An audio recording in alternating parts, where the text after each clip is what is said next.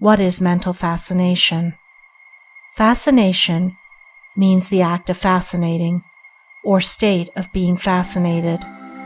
The word fascinate springs from the Latin word fascinare, meaning to enchant, bewitch, charm by eyes or tongue, captivate, attract, etc. The definition of the English word fascinate is as follows: to act upon by some powerful or irresistible influence, to influence by an irresistible charm, to allure or excite, irresistibly or powerfully, to charm, captivate, or attract, powerfully, to influence the imagination, reason, or will of another in an uncontrollable manner, to enchant, captivate, or allure, powerfully or irresistibly. The above definition is condensed from a number of the best dictionaries and gives the cream of the idea embodied in the word. My definition. In this manual I shall use the term mental fascination in the sense of the action of a mental force that powerfully influences the imagination, desire, or will of another. This is my own broad definition, which includes all the varied phenomena of personal magnetism, psychological influence, hypnotism, mesmerism, charming, etc., etc., all of which I hold to be but varying phases of phenomena of one force.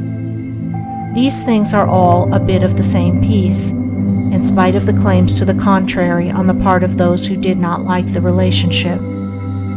The nature of the force. What is the nature of the force which produces that which we call mental fascination, which latter I have defined as the action of a mental force that powerfully influences the imagination, desire, or will of another. Mental fascination is the manifestation. What is the nature of the mental force that powerfully influences? As you will see in some of the following chapters, there have been many theories advanced to account for this force. The theories varying from magnetic fluids to mere simple suggestions on the part of the influencing person. Nearly every writer on the subject has had his own pet theory. But although these theories varied and differed greatly, the effects produced were about the same, which naturally leads us to look for some common basic principle operating under all forms, regardless of the many theories advanced by those producing the effects. It is the old story here, as elsewhere. A man finds that he is able to produce certain phenomena by certain methods.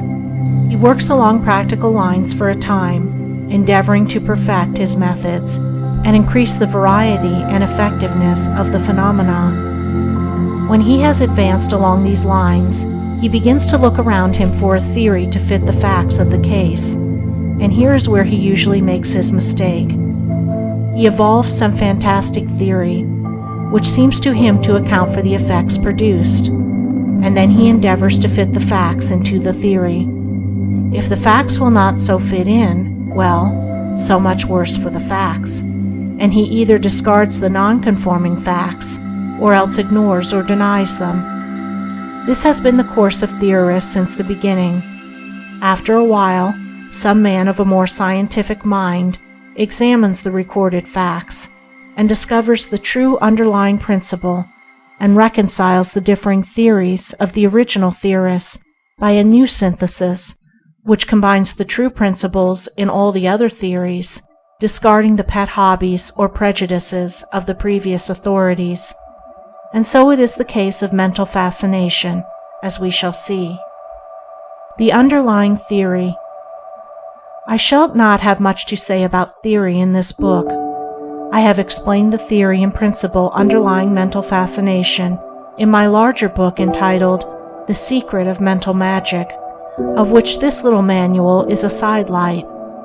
In that book, I have explained the underlying force beneath all forms of mental magic, and mental fascination is one of those forms. It is the universal mentative energy, of which, and in which, each individual mind is a center of activity. I have also explained that the mentative energy of each individual mind is and may be transmitted from one person to another by means of mentative currents or waves, and that these mentative currents and waves tend to induce in the minds of other persons the emotions or feelings existing in the mental states of the person sending out the waves or currents. The mental poles.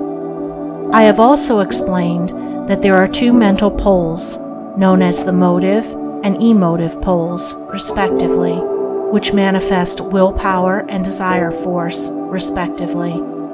Desire force acts in the direction of drawing, pulling, attracting, luring, coaxing, charming, etc., while willpower acts in the direction of compelling, forcing, driving, impelling, commanding, demanding, etc. Desire always draws its object toward itself, while will always overpowers and compels its object, generally in the sense of driving it into action.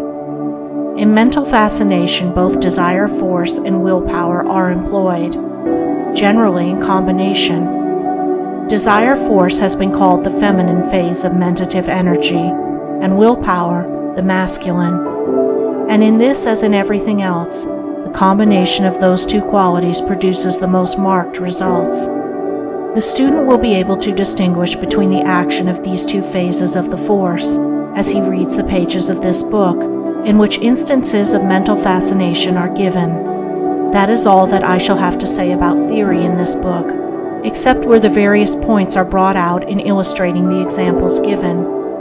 I must refer my students to my Secret of Mental Magic for details of theory and principle. The present book deals with the how rather than the why. End of Chapter 1. Recording by Andrea Fiore.